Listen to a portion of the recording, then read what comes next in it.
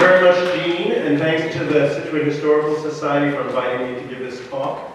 As I say there, this book mostly unfolds in the Chesapeake region, but there is a major Scituate angle, so we'll get into that.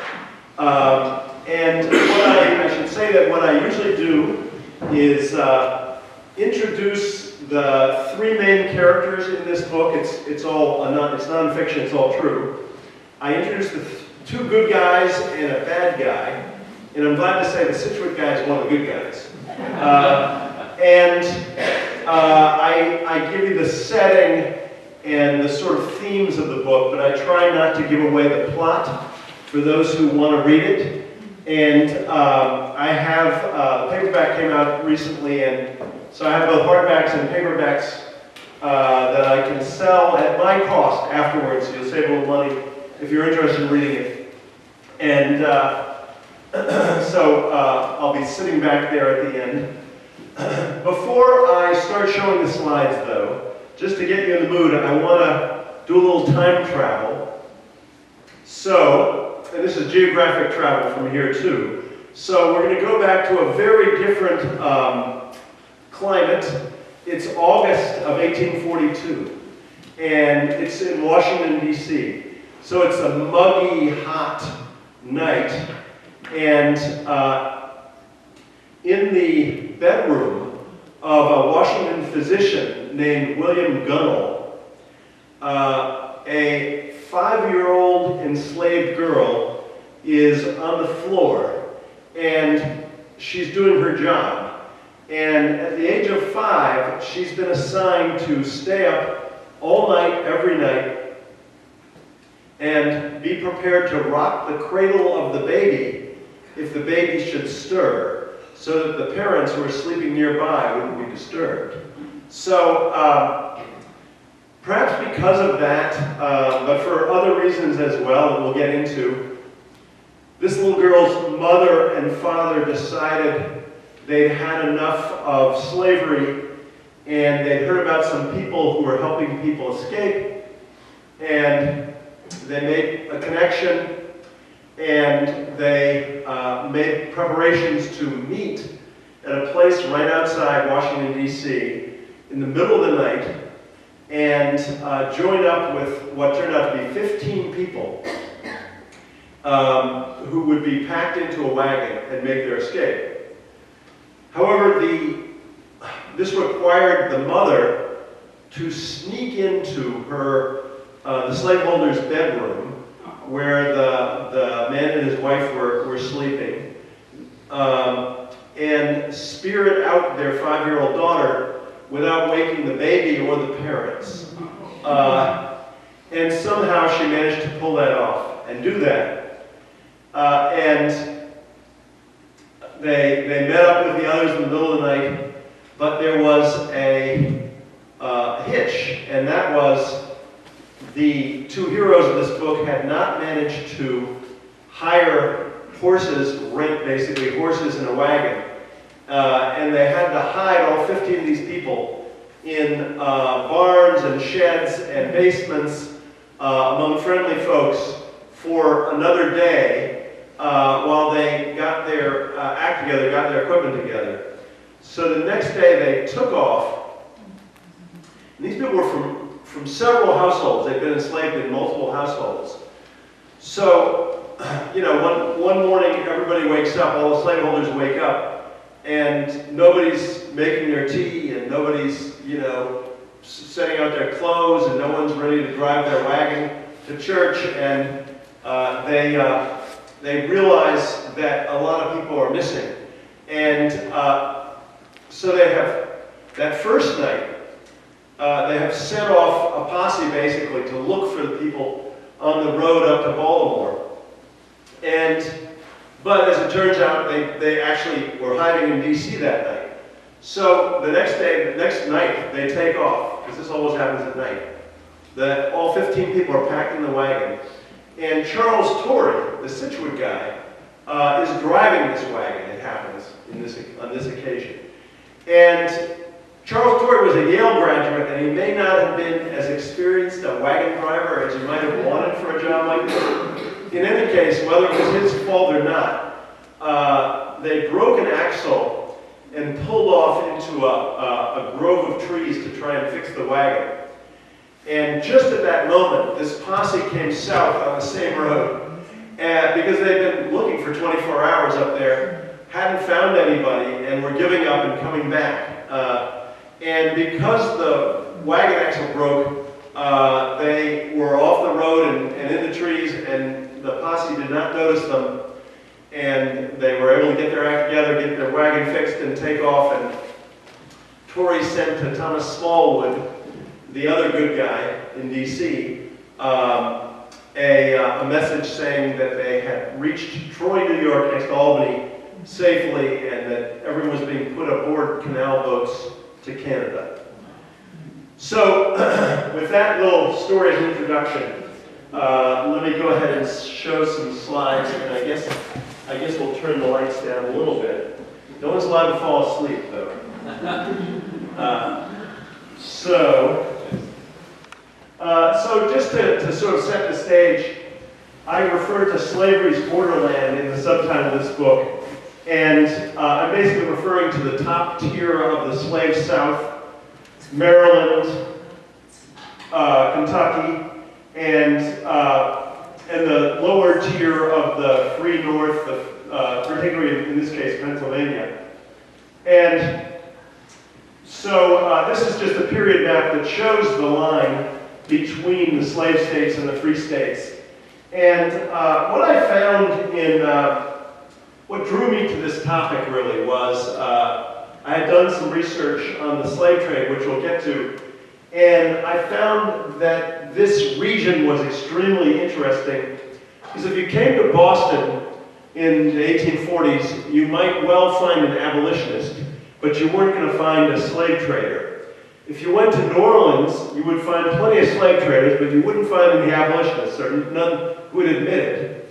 But in this region, particularly in the cities in Baltimore and Washington, which were the northernmost cities with slavery, you found not only slaveholders and slave catchers and slave traders, but you also found some abolitionists. And so, and you also had a very large free black population, in addition to the enslaved black population. So everybody was mixed up together, and it made for a lot of conflict and a lot of interesting stuff. I was a newspaper reporter for 40 years, so generally speaking, bad news is good news for me. So I'll leap right into these characters, and Thomas Smallwood is really the central character in this book. I don't have a picture of him because I haven't been able to find one, but I use his signature as a stand-in, and it's quite appropriate because Thomas Smallwood was born into slavery in 1801 in Bladensburg, Maryland, which is right outside D.C. And he happened to be inherited by a woman who married a guy who was somewhat hostile to slavery. And so that man, whose name was John Ferguson, bought Thomas Smallwood from his Ferguson's new wife and her children from a previous marriage. And he paid her and her children $500 for Smallwood. So he told Smallwood, he actually took Smallwood to the courthouse and told him he would be freed at the age of 30 if he paid off the $500 over time. So at the age of 15, he was told, 15 more years in slavery and you'll be freed. And John Ferguson stuck to that. And in fact, this is the paper which is still on file at the Prince George's County Courthouse, all these years later. And you might ask, well, why did this guy bother to tell, to put in writing in a legal paper at the courthouse that, he would be freed in 15 years? And the reason is that, life was much more unexpected, and the lifespan was much more unexpected in those days. And so he had to account for the possibility that he wouldn't be around in 15 years. And that maybe his wife wouldn't be around, and maybe her children would have different ideas.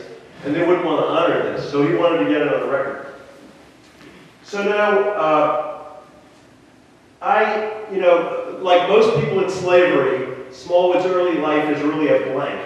But it happens that when Smallwood was 13 years old, there was something called the Battle of Bladensburg in this little town outside D.C. where he was living. And I discovered some interesting things about this. This was the War of 1812, but by now it was 1814. And the British, you may recall, were blowing into Washington, where they would burn the Capitol and burn the White House.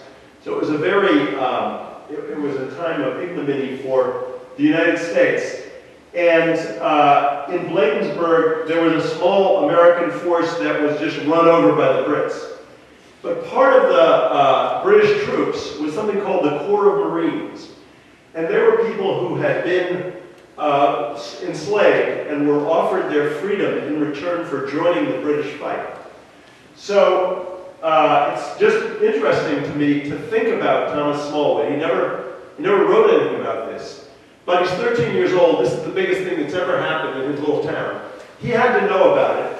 And he undoubtedly also had to know and see that there were black troops fighting against the American troops. So it would have been, I think, a real kind of cross-current for him of mixed emotions. Who were the good guys, who were the bad guys. And I think it planted a little bit of a seed. So this is what Washington looked like in Smallwood's day. That's a print from 1833, and you can see Capitol Hill. It really is on a hill. Back in those days, it was a little more obvious. On the right, that building on the right is the U.S. Capitol. It doesn't have its dome, the dome we know, which wasn't put on until 1863. And what they call the President's House, what we call the White House, is off to the left there. And the big white buildings down on the water is the Navy Yard, which is still in D.C., still there. And Thomas Smallwood settled first with John Ferguson and then on his own in the neighborhood of the Navy Yard. He was indeed freed at the age of 30, as was his agreement. He still owed $60, but he paid the last $60 to the last farthing, he writes, to pay off Ferguson, and they remained on good terms. And so he became a shoemaker, and he married a woman from Virginia by the name of Elizabeth Anderson, and they started to raise a family. They had, at the time the story begins, they had 4 kids and a 5th one on the way. And so that's just a period map. The Potomac River comes in from the left, and what's now called the Anacostia River comes in from the right. Then it was known as the eastern branch of the Potomac. But number 1 there is Smallwood's house, number 3 is John Ferguson's house, and number 2 is the Navy Yard. So Smallwood had the good fortune to be taught to read and write by John Ferguson and his wife. And subsequently, he worked as a household servant for another guy by the name of John McLeod, who was a fairly prominent D.C. educator. And this guy McLeod and his adult children loaned Thomas a lot of books, urged him to read, and Smallwood just seems to have been a bit of a genius. He read everything he got his hands on, and he just educated himself. He had a voracious appetite for knowledge. And not surprisingly, in his 20s, he was still enslaved, officially, though he was looking forward to being free. He got involved with what was called the colonization movement. The colonization movement was, it was a movement to, essentially to send free black Americans to Africa, to a new republic called Liberia, which had been founded by the American Colonization Society in West Africa. And the idea was basically to tell free black people, you'll never get a break here, so you might as well try a new start somewhere else. And it intrigued Thomas for several years, but by about 1829, 1830, when he was about to be free, he learned some things that disturbed him, and he broke with that movement very sharply. He learned that, he came to understand that the American Colonization Society was actually founded and supported by, among others, some of the wealthiest slaveholders in America. And their idea was to, well, here, this is from Smallwood's memoir. He wrote much later, I was grievously deceived. The object and policy of that society proved to be under the mask of philanthropy, the draining off the free-colored population from among the slave population by inducing them to emigrate to Africa. For the doctrine of its leaders was that the free population contaminated the slave population with a spirit of freedom which made them uneasy in their bonds. So essentially he realized that this was a movement to make the United States safe for slavery and for the slaveholders. And he broke with it and discouraged all his friends from supporting it or participating in it. He'd had a couple friends who moved to Liberia, but he felt very strongly that it was the wrong thing to do. And so when this story begins, he's about 40, and he's successfully supporting his family with his shoemaking business.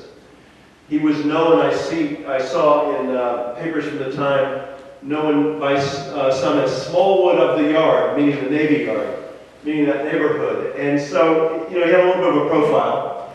And he had these kids, and but he broke with the colonization movement. He still very much wanted to do something to combat slavery, but DC was very much a slave town. So it wasn't easy, it wasn't safe, but that was his state of mind when this guy shows up.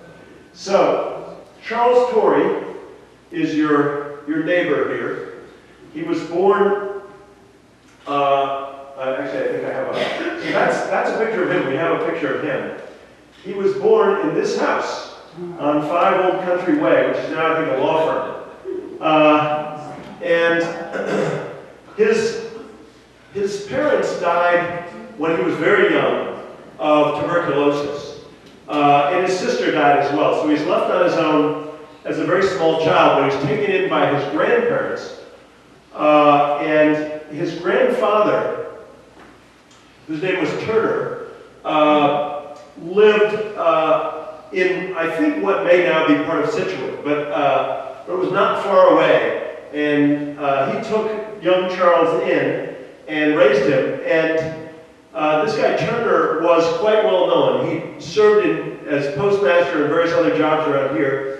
And then he served in the Massachusetts legislature, and then he served in Congress representing this area. And he wasn't super wealthy, but he was very well known and a prominent public figure.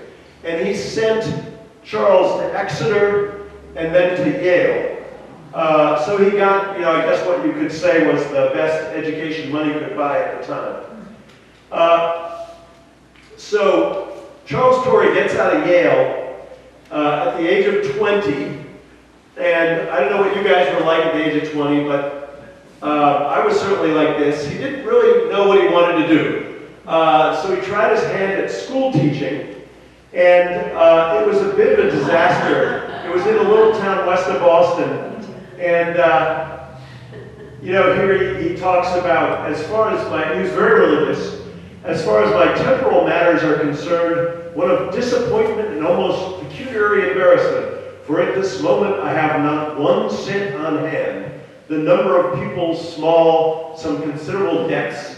I hardly know what prospects as to the future I may expect.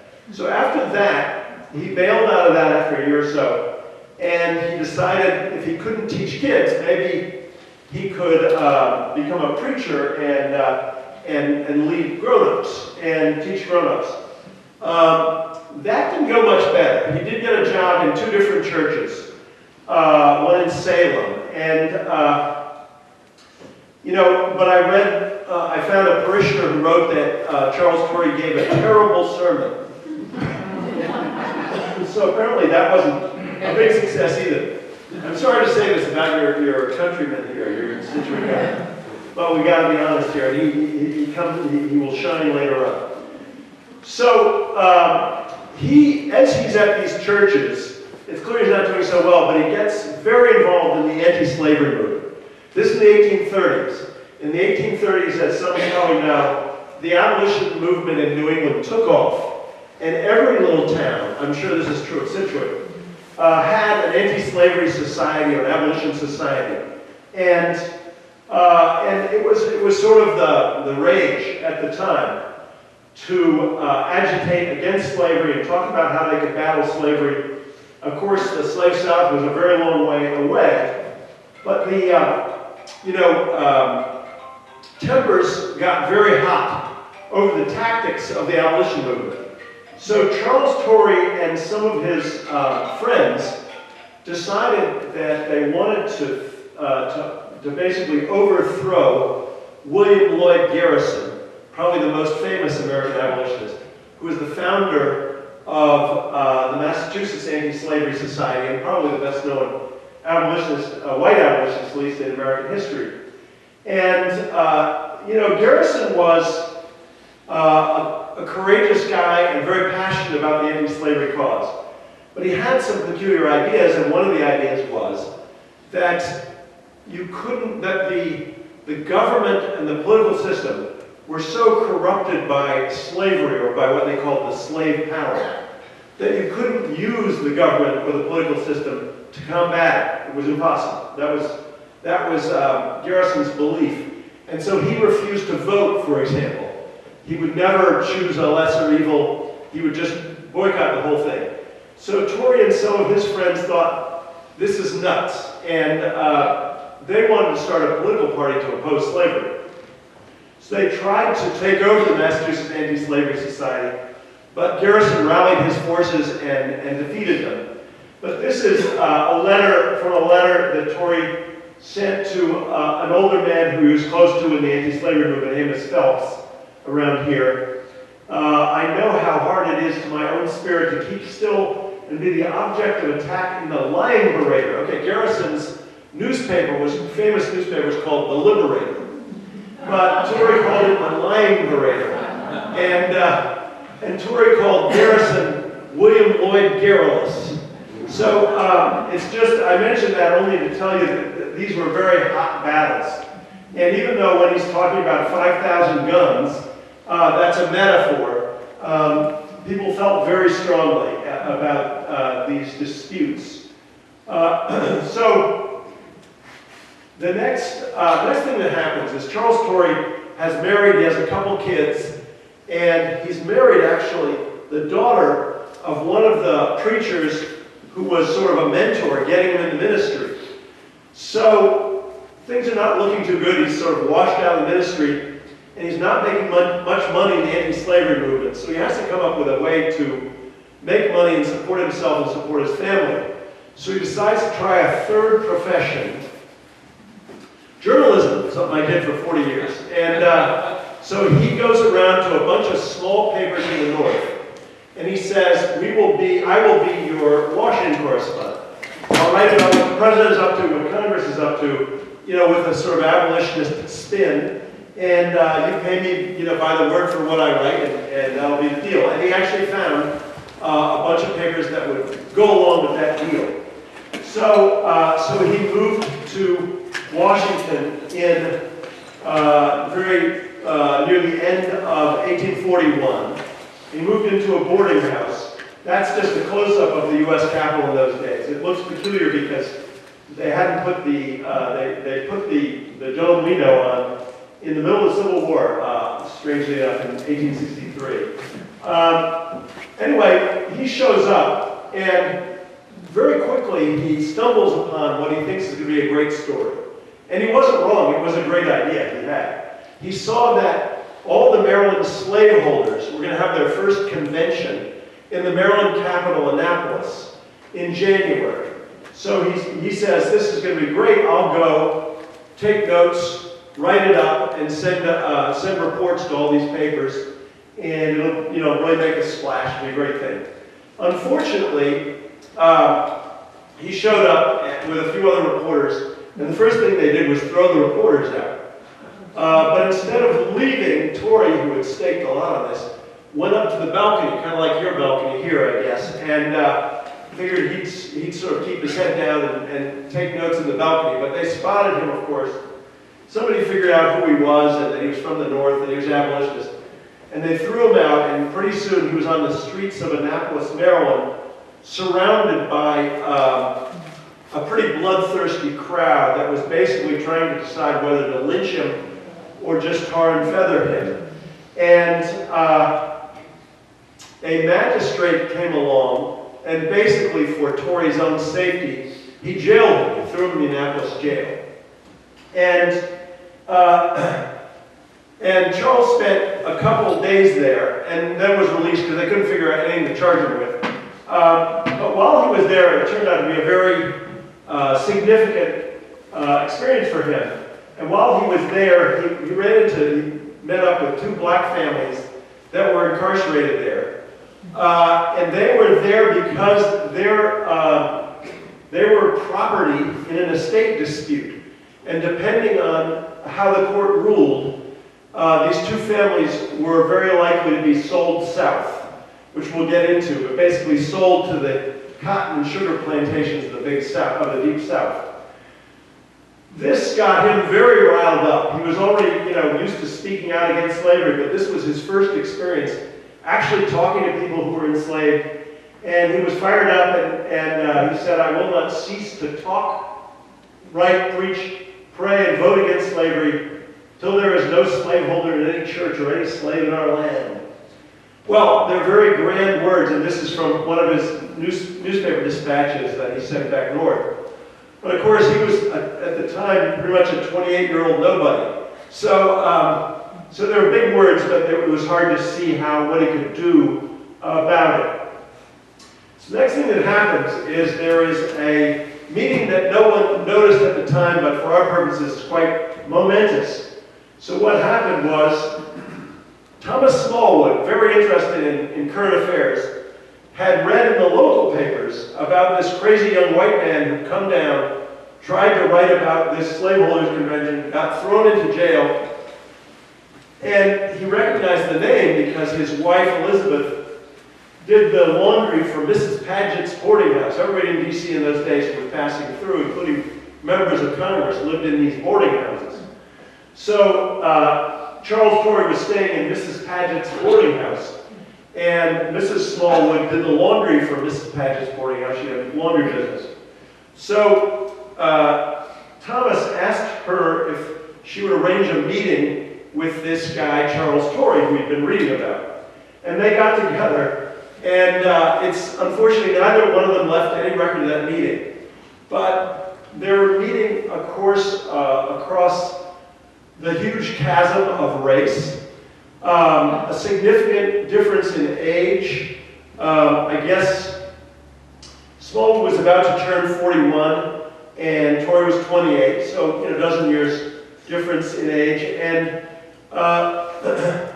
in a sense, a huge gap in formal education, since Torrey was a Yale graduate, and Smallwood had literally never gone to school for a day in his life. But Smallwood had educated himself really to a university degree, or beyond. If we could go back to 1842 and have some kind of a quiz show or something with those two, I would bet that Smallwood would have beat Torrey, because he was amazing in mind. But anyway, what they had in common, which was probably more important than the things that separated them, was both of them had this passion to do something about slavery, against slavery. And they had both spent years talking about slavery, Torrey in these arguments over abolition in the North, Smallwood in the arguments over colonization in the South. And so they came up with an audacious scheme. And the scheme was they wanted to start helping people escape from slavery in Washington and the surrounding area, and soon it spread to Baltimore and to the counties around Washington and Baltimore.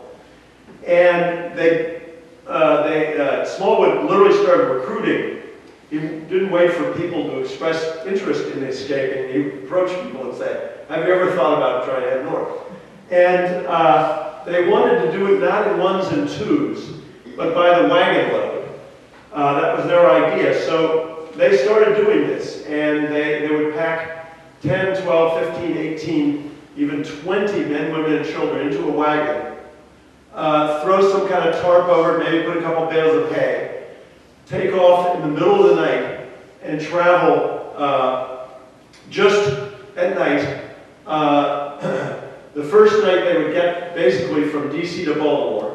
They'd land in Baltimore before daylight, and Smallwood had recruited a local house painter named Jacob Gibbs to be his sort of guy in Baltimore, and Gibbs would find somewhere for these people to be hidden during the day. The next night they would take off and make it to the Susquehanna River, and the third night they would make it into Pennsylvania, and as Smallwood writes, turn the people over into the hands of the Quakers. So there were Quaker, anti-slavery Quakers who would get them and take responsibility for getting them to Philadelphia.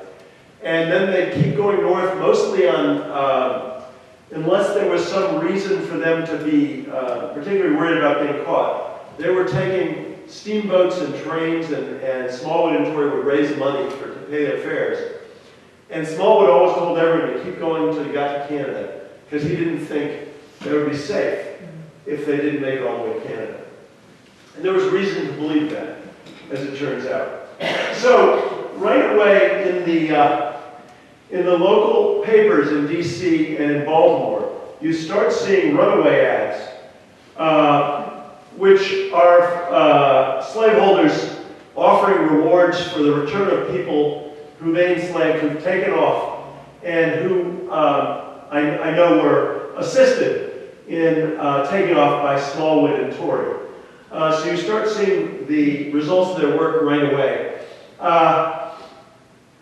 And pretty quickly, word gets around, more and more people are escaping.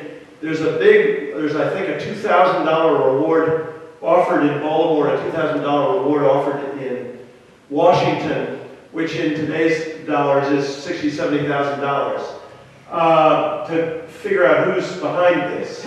So they're actually making it work.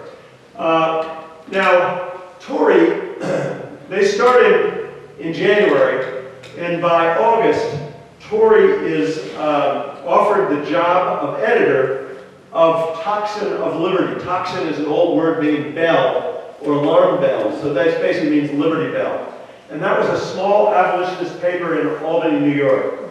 So it was one of the ones that Torrey had arranged to work for and was sending his dispatches to. And so they decided to hire him as editor. So he left Smallwood in DC and took the editor's job in Albany. However, by then, Smallwood was already writing for Tocsin of Liberty. And this is one of the most surprising aspects of the story. It's something that's hard to get your mind around. Thomas Smallwood is running his shoemaking business during the day. It can't have been easy to support his family in the shoemaking trade. He's spending all his free time and much of his nights arranging these escapes. And it wasn't a question of texting everybody, hey, meet me at the corner of 13th and L. He would have to speak to everybody in person. He'd have to do it in a clandestine manner, so he'd have to talk to them at church or talk to them at the market or pretend they were talking about a pair of shoes or something. And make these incredibly complicated arrangements for everybody to show up in the middle of the night at the same time. This is in a city, in DC and Baltimore both, there was a 10 p.m. curfew for all African Americans, free or enslaved. So if you were black and you were caught on the streets after 10 p.m., you could be fined or you could be whipped. So it's incredibly dangerous what he's doing. And if they were to surprise him at the site of one of these gatherings, he could have just been gunned down, or he could have been returned to slavery as punishment. About the best thing that he could have expected would be a long-term in the penitentiary. So this is extremely dangerous work, and you'd think he'd have enough, having his sort of daylight life and his nighttime life, his clandestine life. But it wasn't enough for this very ambitious, self-educated man, and he decided he wanted to write about these escapes. So his favorite writer, an extremely popular writer at the time, was Charles Dickens. And Charles Dickens had just written the global bestseller, The Pickwick Papers. And the Pickwick Papers' most popular character was a servant named Samuel Weller, who was notable particularly for being much smarter than the people he worked for. So you feel like there's a little bit of a connection there. But anyway, so he chooses that as a pseudonym. But when he's writing about these escapes, what's really unusual is he always uses the real names of the slaveholders and the real names of the people who were escaping from them. And the only name that he uses that's not a real name is his own. Because if he signed Thomas Smallwood, he wouldn't have been in business for long. So he uses this name Sam Weller, which everybody recognizes. So, and the purpose, these are mostly satirical in nature, sometimes very funny, sometimes quite scathing, and they really paint a portrait of slavery at the time. But the overriding goal is to mock the slaveholders, to ridicule the slaveholders, and to celebrate the people who are escaping. So here, for example, the second paragraph there, the stupidity of some slaveholders is very great. They advertise people a month after they are missing, when 24 hours is ample time for a shrewd slave to escape. And then he gives an example. I said that he used real names, and here's a real name and address. This is of a slaveholder whose, as he put it once, whose walking property had walked off.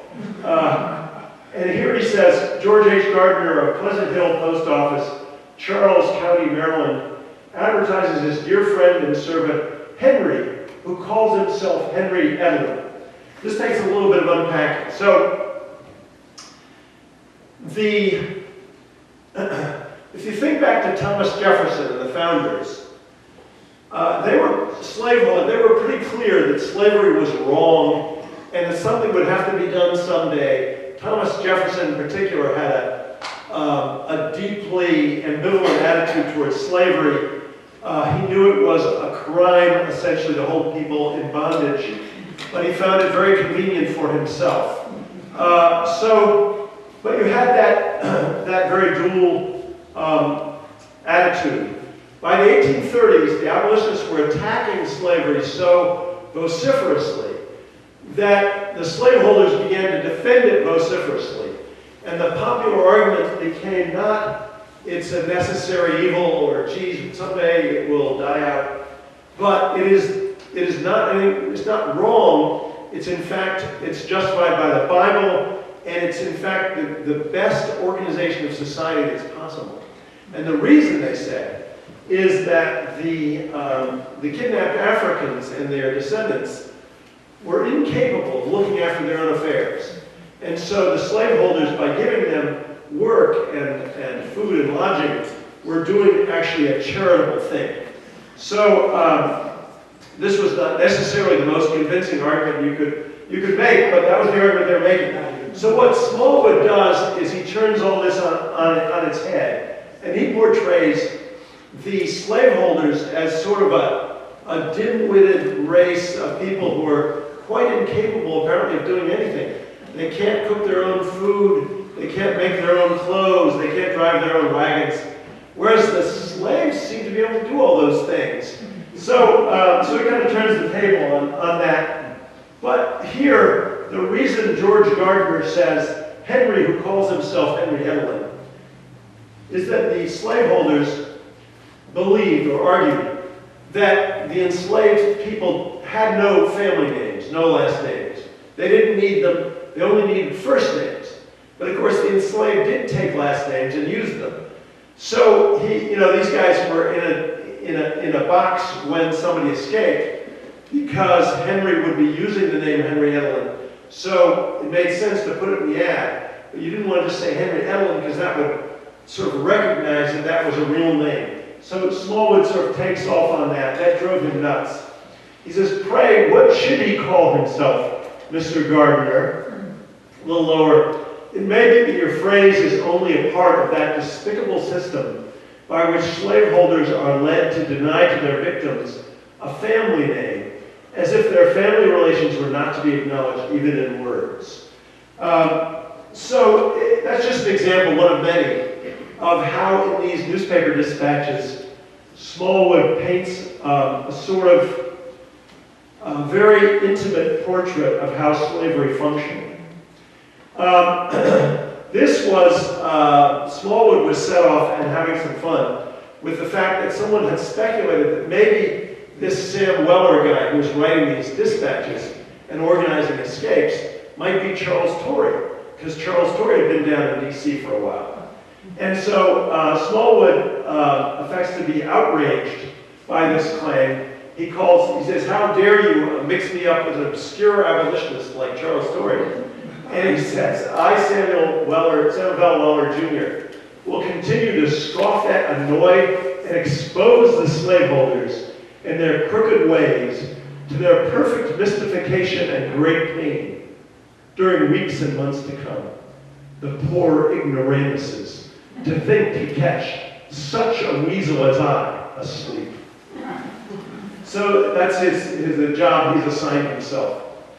And so one of the most gratifying discovery I made in the research for this book was so this is another Boston story. So Tocsin of Liberty, as you can imagine, a pretty obscure paper. It was not in any of the big digital collections that are online now of old newspapers. So I looked on the Library of Congress website and discovered that the biggest collection of Tocsin of Liberty in existence was at the Boston Public Library. However, this was 2020, and when I sent an email or when I filled out a form and sent it for a research request, the Boston Public Library, of course, got a automated message back saying, maybe you haven't heard, there's a pandemic, contact us in a couple of years. So it took a lot of doing, a lot of back and forth and phone calls, but eventually, after many months, an archivist there sent me a message saying, good news, they have found the pile of Tocsin of Liberty in a warehouse, and they have put it all on microfilm. And so my first reaction was, that's great. And my second reaction was, microfilm? Because these days, that's not the way things are usually done, but I wasn't even complaining. So I came in and spent a long day at the Boston Public Library. They had just sort of slightly reopened, and everyone had to be masked, of course. And I spent the whole day downloading from the microfilm onto my computer, the copies of these pages. This newspaper went back and read all of Smallwood's letters, Smallwood's dispatches to the newspaper. And I was amazed to see that he was using the term Underground Railroad, but in a way that suggested it had not been used to refer to escapes from slavery. And sure enough, the first time it's ever used in print is on August 10th, 1842. He sends a dispatch, and he is, as often, he's sort of mock comforting the slaveholders over the loss of their beloved servants, and saying, he really feels for them. He often, offers his advice on where they might have gone and so on. But it's all just to make fun of them. But he says about addressing one slaveholder, perhaps he escaped by that Underground Railroad about which one of your city constables was swearing the other day. So I thought, what's going on here? And then a little later, another letter, he identified that constable as a guy named John Zell, who was based in Bolivar. He's a police constable in Bolivar. But things were kind of loose in those days, and he also had his own private detection agency. And like almost all the cops and private detectives in those days, he made most of his money catching slaves and returning them to their enslavers.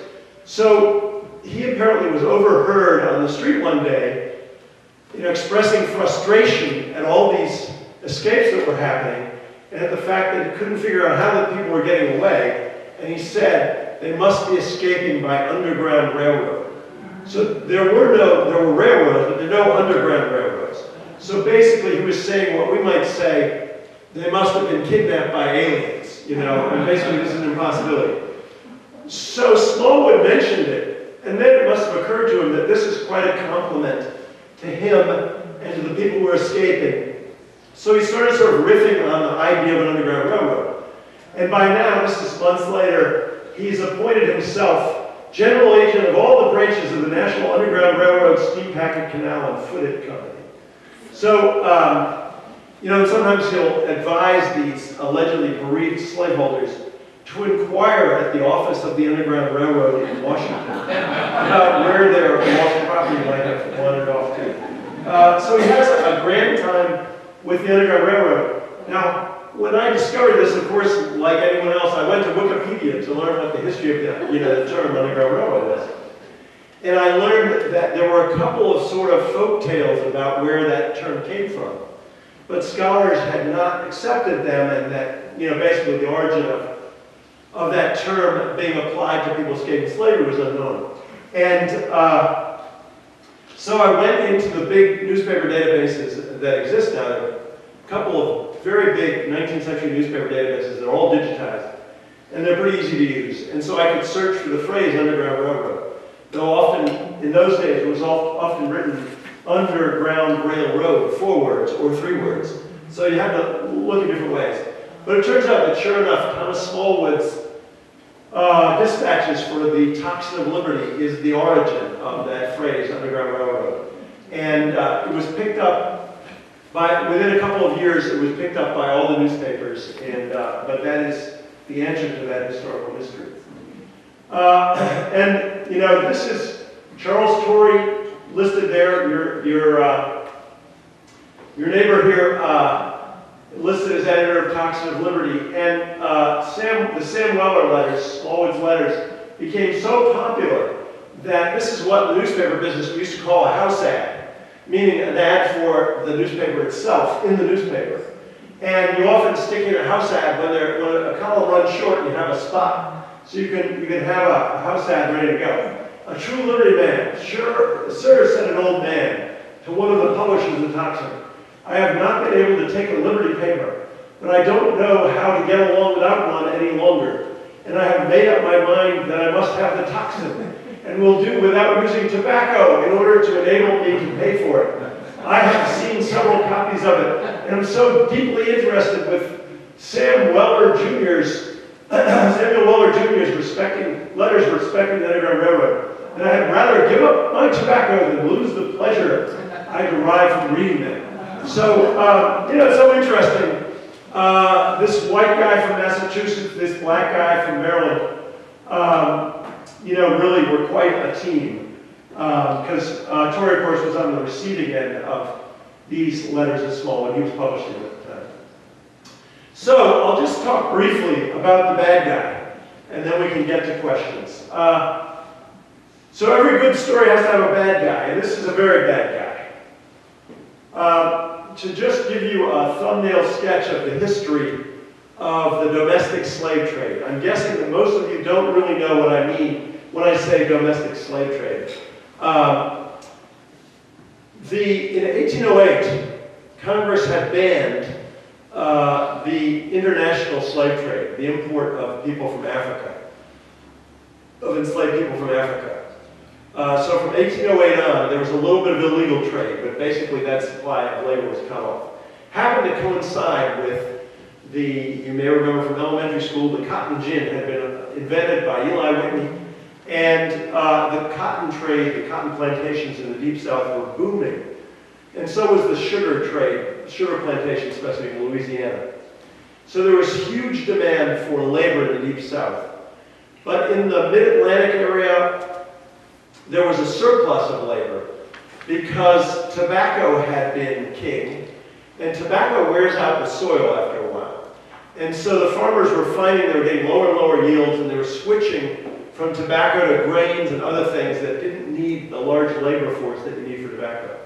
So there was a big labor surplus in the Upper South and a big labor demand in the Deep South. And naturally, there arose a class of middlemen in this capitalist country of ours who wanted to trade on that differential. And so Hope Slatter is the third character in my book, and he was the leading slave trader in the mid-Atlantic region from the late 1830s to late 1840s. And his path crossed the other characters in this book, and which is why I'm able to drag him into this book. He worked out of Baltimore. Raise your hand if you've been to Baltimore or been to the harbor. Anybody? A few people. So his slave jail, private slave jail, was located a couple blocks from the Inner Harbor. Very near the baseball stadium, if you remember. Very near the water. And he would accumulate people. We'd buy people whose work was no longer wanted. He would buy them from slaveholders in Maryland, accumulate them in this slave jail of his, and then put them on a ship south to New Orleans, where his brother kind of ran the southern hub, and then they'd be sold to the highest bidder into the cotton and sugar trade. This was a terror to anyone enslaved in the Upper South, because in more than half of those sales, families were separated. And in most cases, neither the slaveholders, and certainly not slave traders, they paid no attention to family connections at all. So people were wives were routinely sold away from husbands, husbands from wives, children from parents. And it was usually forever, because there was no way for the people remaining in the Upper South to know where their loved ones had ended up. And so these were usually separations forever and ever. And for decades after the Civil War, there were ads, classified ads in American newspapers that would have headers like, "Help me find my mother, help me find my brother." And they were placed by African American families whose families had been separated by the slave trade and were trying to stitch it together in the late 1860s, 1870s, even 1880s. So Slatter was one of the guys who was responsible for thousands and thousands of people being sold south. He ran an ad in the Baltimore Sun every day, "Cash for Negroes." And in this one, he had just built his slave jail, and he describes it as planned and arranged upon the most approved principle, with an eye to comfort and convenience, not surpassed by any establishment of the kind in the United States. The male and female apartments are completely separate. The rooms for both are large, light, and airy. Sounds like he's describing a fancy hotel. But he gets to the point lower down, cash in the highest prices will at all times be given for likely slaves of both sexes. This is just a Baltimore map. They called the Inner Harbor the Basin in those days. His slave jail was number 1 there, and the basin is number 2. Believe it or not, I found some photographs of Baltimore's harbor in the 1840s.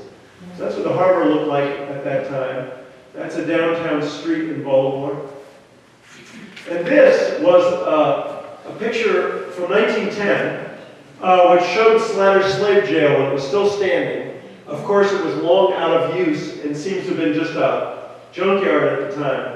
But you can tell that it was a massive brick building with barred windows and so on. So that was his slave jail. It's long gone now. This, we don't know much about the domestic slave trade today, but it was very much part of the fight against slavery in those days. This is an illustration from the anti-slavery book in 1860, and it shows the black man in the middle with the hat in his hand, holding his arm up, is being sold south. He's saying goodbye to his baby and his wife, and presumably to his other children there. And the slaveholder is that woman, perhaps she's widowed, and the sleazy-looking guy in the top hat with the striped pants is the slave trader. So he's come to collect this man and tear him away from his family. Very well known at the time, and a big part of the political battle against slavery. And this is the same thing in Washington specifically. The abolitionists often played on the fact that the United States thought of itself as a land of liberty, and where all men were created equal. And so they particularly found it galling that slave traders operated openly in the nation's capital. You couldn't walk from the Capitol to the White House without passing a slave trader's jail. And here, this shows the slave trader on his horse and the other guy both with whips, and they're going to put these guys aboard a ship to go down probably to the Gulf Coast. And there's the Capitol and the flag up in the upper right. So very much part of the propaganda campaign against slavery. The final point I want to make is that these two phenomena that I wrote about, the Underground Railroad and the domestic slave trade, were intimately connected. Somebody went to Canada in the 1850s and interviewed a bunch of people who'd escaped slavery and were living in Canada. And this is quotes from two of them. "The fear of being sold south had more influence in inducing me to leave than any other thing. Master used to say that if we didn't suit him, he would put us in his pocket quick, meaning he would sell us." So it was always a threat that was held over the enslaved workers. And the other guy, George Ross, says, "I came away because I was standing in fear of being separated from my wife and children." So it gradually dawned on me as I did my research that the Underground Railroad, to a considerable degree, was driven by the domestic slave trade. Because fleeing slavery was extremely dangerous and very risky, and unless you hooked up with someone like Smallwood, it was hard to even know how to do it and where to go. So many people got the nerve to try to run when they learned they were in danger of being sold south. So in that sense, these two things are very much related. And Smallwood, in his memoir, refers to this connection too. I frequently have lots of slaves concealed about in Washington who had fled to me for safety when they got wind that their masters were about to sell them to the slave traders. And the final thing is, this is the frontispiece of the book. I just wanted to get on the same map the route that people escaped to the north, to Canada, and the route that people were, those sold south by Slatter, were taken south, to kind of put these two parts of the story together. So that is it. We can bring up the lights, and thank you for your patience. And if anyone has any questions or comments, I'd love to hear them.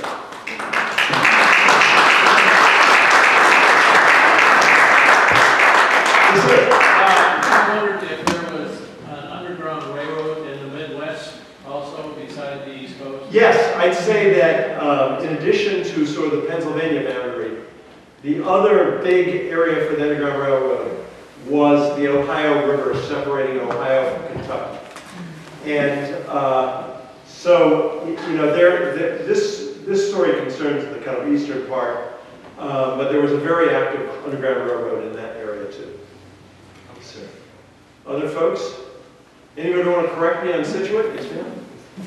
I had always heard that there was something to do with the chimney and the painting of black on the chimney to indicate that a house was welcoming to people to stay. Very interesting. I did not know that. I mean, the only trouble with a story like that is, around here, we were talking earlier, a lot of the good stories, the most dramatic stories from the Underground Railroad come from the 1850s, because Congress passed the Fugitive Slave Act, which basically said that all Americans, including those in the North, including the abolitionists, including everybody, were obligated to assist in the return of people who'd escaped slavery, return to the South and to their enslavers. And a lot of people, as you can imagine, Massachusetts didn't take kindly to that. So there were mobs that formed to save people from the U.S. Marshal, and a lot of stories like that. And a lot of people in Massachusetts who hid people probably were operating in that era. But if you think about it, there were people actively searching for the escaped slaves. So if you marked the chimney as black, you would be sort of saying, come look here, you know. So I've never heard that. It's possible. But I'm guessing that that's the connection around here, yes. So I took a tour in Boston, and they had a similar thing. So whether it was painted or not, there was something about the chimneys, and they could look up and see which house was safe. Well, as long as the fleeing slaves knew and the slave catchers didn't know, that would work fine. Other questions? Yes, sir? Everybody talks about the cruelty of slavery, we all agree on that. But there's a political aspect to slavery, that 3/5 rule, that never comes up. And certainly if you lived in the North, wouldn't you be offended by the fact that Southerners get extra votes for every 5 slaves they own, they get 3 extra votes? Yeah, absolutely. Absolutely. That never seems to come up in history. Oh, well, you know, I don't know. I mean, I've certainly read it in history books, but it is a kind of horrifying aspect. Yeah. At first that the enslaved were counted as essentially 3/5 of a person. Yeah. And of course they couldn't vote. Yeah. So those votes were taken over by the slaveholders. Yeah. Well, the other thing you talk about, the cruelty of slavery, one of the things that's interesting in Smallwood's, and very kind of unusual in Smallwood's writings, is that he would talk to the people who he was helping to escape. And he would learn things about how they had been treated by their enslavers in, you know, Washington, Baltimore, Maryland. And sometimes he would put some of those things into the letters. And something I should have mentioned is he always asked the editors in Albany to mail a copy of any column in which he mentioned a slaveholder to that slaveholder. So you just can imagine these guys are sitting down hundreds of miles away, and they get this paper from Albany, New York. Why am I getting this? And they open it up, and there they are. And one that comes to mind is he details how one of these slaveholders branded his slaves with a key, a red-hot key, on their skin to sort of mark them as his property.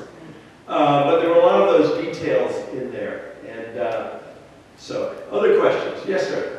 Is it true that they tried eventually to, these slaves that they brought, well, get them from political figures and people that were high up, and then put that in the newspaper, so it wasn't just, you know, a regular slave owner, it was like maybe a congressman? Yeah, it was. I mean, they actually, early on, the first person they tried to get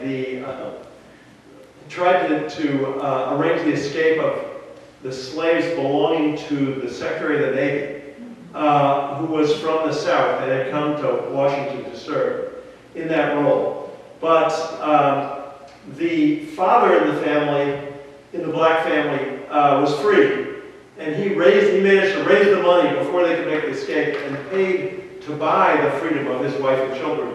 And Smallwood and Torrey were put out because they said, why should you pay this guy? He's been getting the benefit of your free labor for years.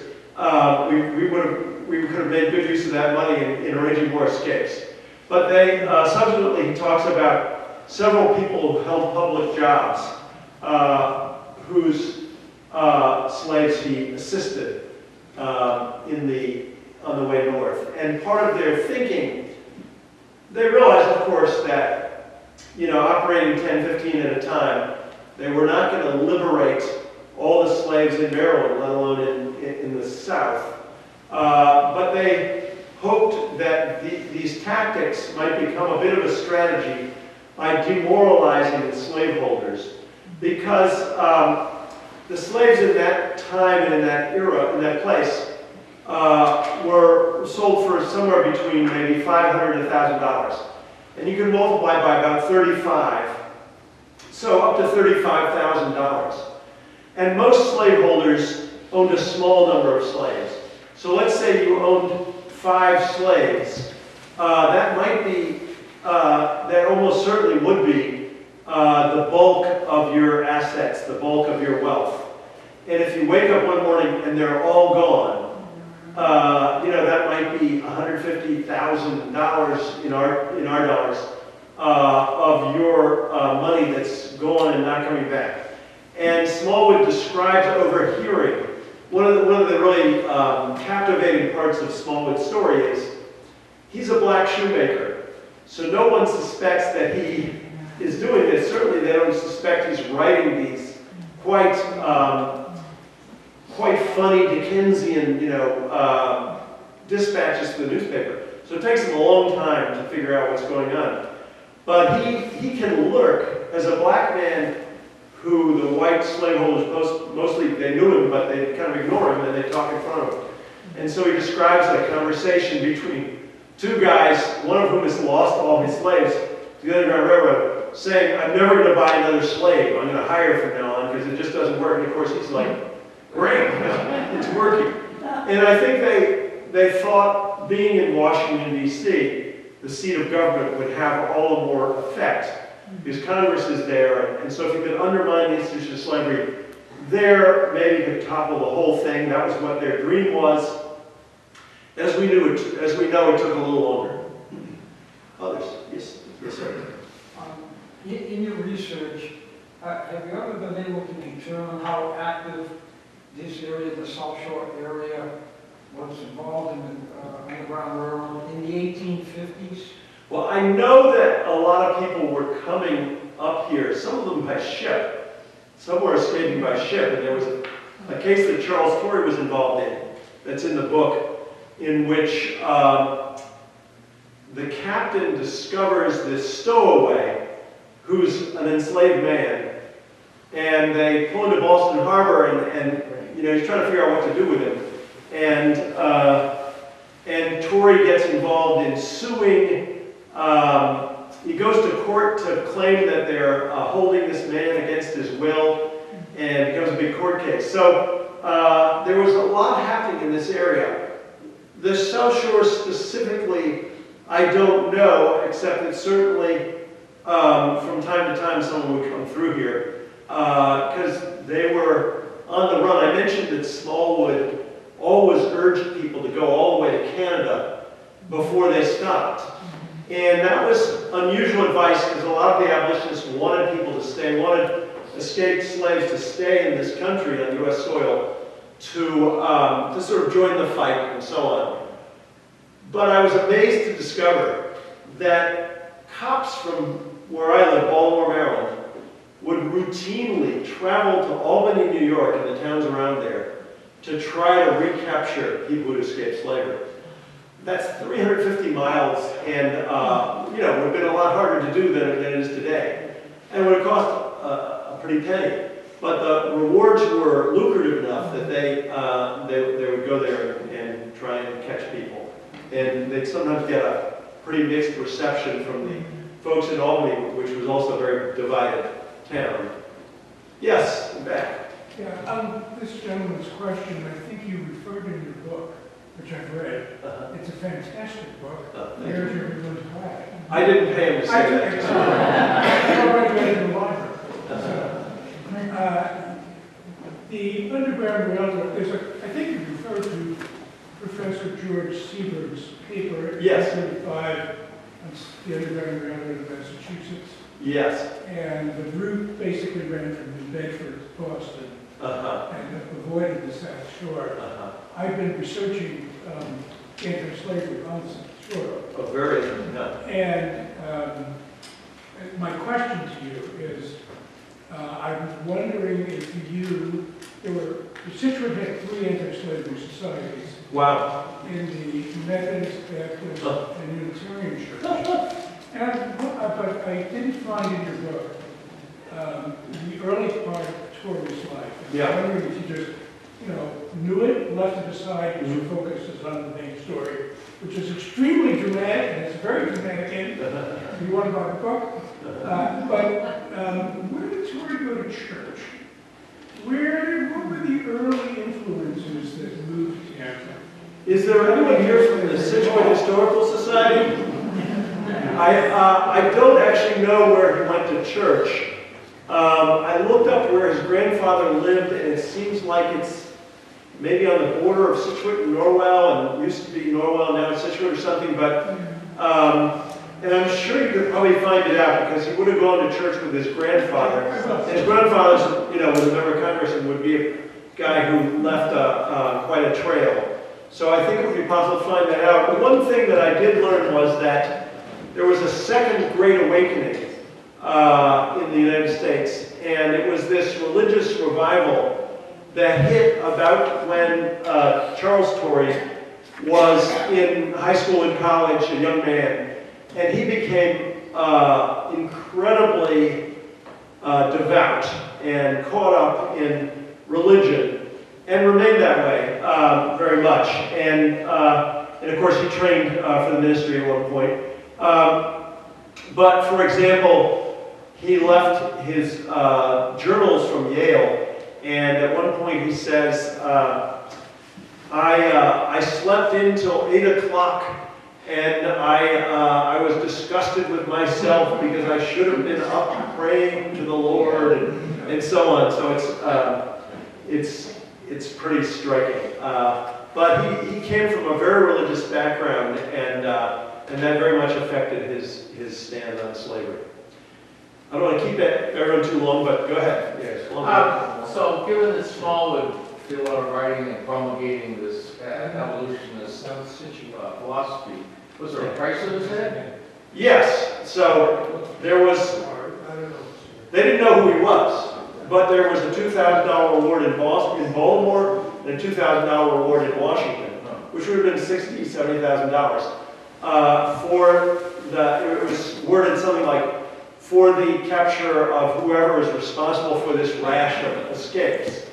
And so I don't want to give away the plot, but they were attracting a lot of attention. He was attracting a lot of attention, and he was rubbing the slaveholders' face in their problems. And so I quote Frederick Douglass at one point. I don't think he's thinking Smallwood. He's thinking some people in the Ohio, in the Underground Railroad in the Ohio area. But he says he didn't like people who were writing openly about the Underground Railroad because it was helping the enemy. And this was a kind of very gutsy thing to be doing, to be poking the bear all the time. But that was what Smallwood determined to do. And I should say that as far as I can tell, Smallwood's newspaper dispatches are the only real-time account of escapes from slavery written by a participant. And they really kind of add up to a unique work of literature. And I just finished correcting the proofs for a book of Thomas Smallwood's writings, which is going to be published by Penguin Classics in about a year. It's going to come out in about a year. So I was glad they could recognize the literary value of this guy's work. Any other questions? Yes? I assume that Smallwood is buried in Baltimore? No, Smallwood, should I reveal this or not? I will just say that Smallwood is buried in Toronto, Canada. So, well, listen, I'm sure some of you want to move on, but I will be back at that table. I'd be happy to sell you a paperback or a hardback at my cost, which is $15 for the paperback and $20 for the hardback, down from $30, the list price. And I'd be happy to sign for you if anyone wants one. And thank you very much for your attention. Thanks for the excellent question.